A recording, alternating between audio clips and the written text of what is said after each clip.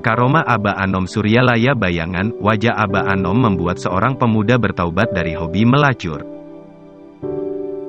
Cerita ini diambil dari ceramahnya Kiai Haji M. Abdul Gaus Saifullah Al-Maslul atau Ajengan Gaus, salah satu wakil talqin Thariqah Qadiriyah Naqsyabandiyah Pondok Pesantren Suryalaya Tasikmalaya, Jawa Barat, Indonesia.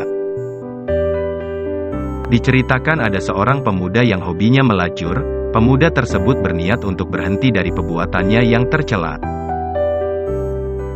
Sudah berbagai cara dilakukan untuk menghentikannya, itu tidak membuat minat lacurnya berhenti.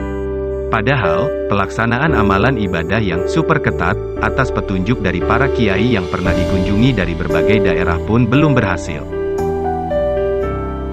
Jadi, sudah tidak asing lagi baginya riyadhah, latihan, seperti puasa, zikir, sholat baik yang sifatnya wajib maupun sunat dan amalan lainnya. Dalam keadaan kondisi jiwa yang begitu kritis, datanglah pemuda itu ke Pondok Pesantren Suryalaya untuk menemui seorang waliullah yaitu Aba Anom dan menceritakan maksud kedatangannya. Aba Anom berkata, "Tidak apa-apa, asal jangan dilakukan di depan Abah." Setelah itu pemuda yang hobi jajan, perempuan ditalkin zikir TKN untuk diamalkan. Seperti biasa pemuda tersebut datang ke hotel yang telah dipesan untuk melaksanakan hasrat nafsunya, meniduri wanita pelacur.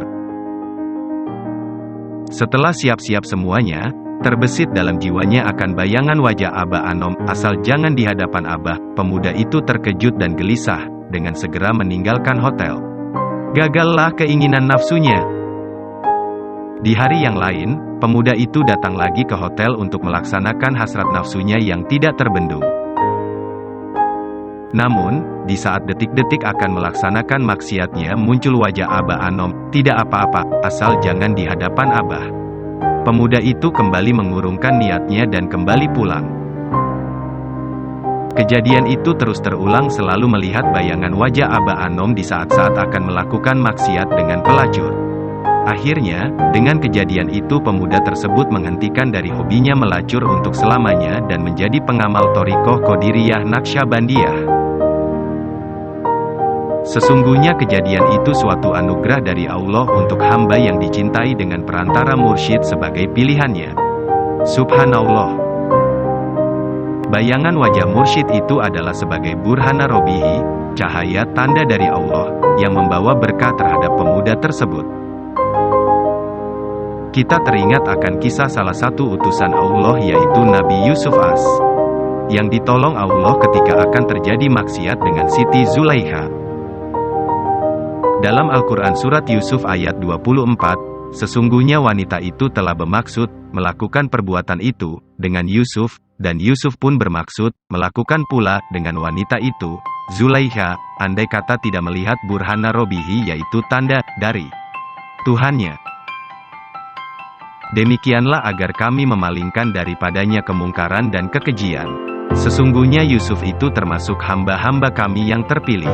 Qs. Yusuf 24.